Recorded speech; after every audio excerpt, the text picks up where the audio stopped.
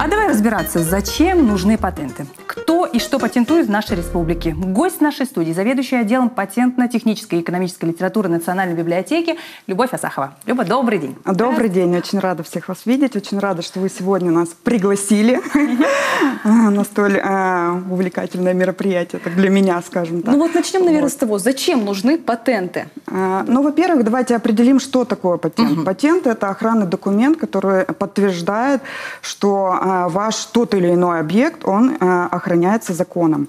Вот, то есть законом Российской Федерации.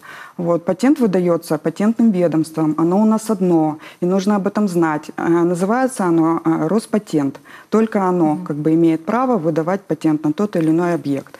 Объектов много, но самое распространенное в Российской Федерации, которые регистрируются, это изобретения, полезные модели, это промышленные образцы, это элементы дизайна, это товарные знаки, это программы ЭВМ и базы данных. Это я вот сейчас обозначила только те, которые наиболее распространенно регистрируемые в Российской Федерации. А вот оформление патента – это вообще сложный процесс? Ну, оформление патента достаточно сложный. Почему объясню? Потому что у патентного ведомства, да, как я уже говорила, есть определенные требования к заявкам.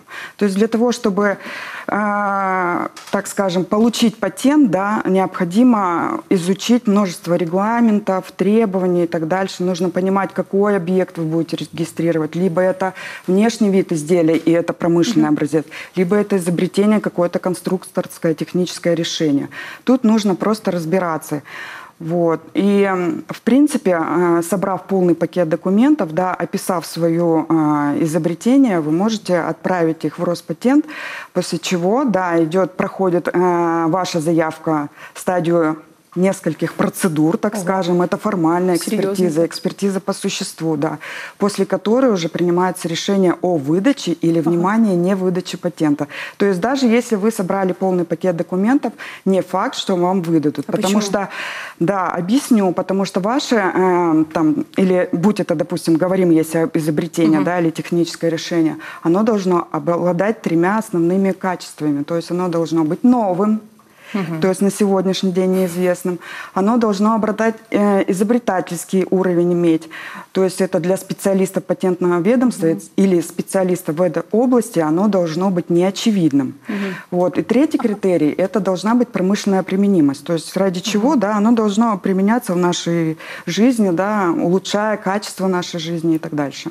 А я правильно понимаю, что, по крайней мере, на территории нашей республики при сборе документов можно немножко полениться и просто прийти к вам и проконсультироваться? Да, вы же наверняка все знаете, да? Да, правильно. Мы проводим первичную экспертизу. Вот, мы работаем с такими самостоятельными авторами в большей степени, потому что на самом деле изобретательская активность нашего региона не очень высока, да, и первично, конечно, подают заявки. Это наши фундаментальные науки, это Институт ИКОМИ-научного центра, это Институт биологии, химии. Вот. У них наибольшее количество патентов, да?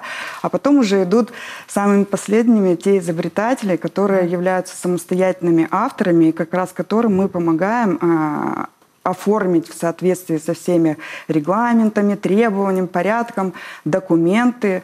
Изначально проводим специальную проверку на все, необходимую для того, чтобы определить новое, не новое, вот, как его лучше представить. Вот. То есть работаем непосредственно с авторами. А вот вы сказали то, что немного у нас патентуют в республике. Ну вот сколько примерно, например, за прошлый год? Ну вот смотрите, да, если брать статистику, то порядка 60 изобретений полезных моделей. Вот если вот так вот, они просто очень близки рядом, понятия. Вот. А примеры можно какие-то привести? Да, примеров вообще, в принципе, вот самостоятельных, те, которые вот проходили через нас, последняя вот была очень интересная, вроде «Мелочь», да?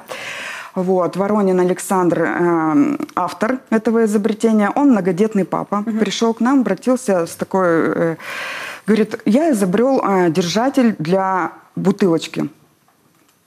У него грудной ребенок, вот, я так понимаю, уже 3-й, с которым он...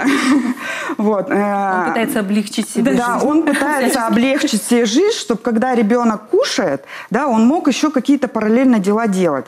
Поэтому он изобрел держатель для детской бутылочки, который ставится на грудь ребенку, в который вставляется в отверстие бутылочка. Тем самым ребенок может самостоятельно, так скажем, принимать пищу, ну, под контролем, соответственно, да. Но папа может уже или мамочка, да, чем-то другим заниматься. Вот последний патент мы получили вот на этот держатель. Если вы что-то изобрели, Национальная библиотека, welcome. сайт, все можно, всю подробную информацию узнать.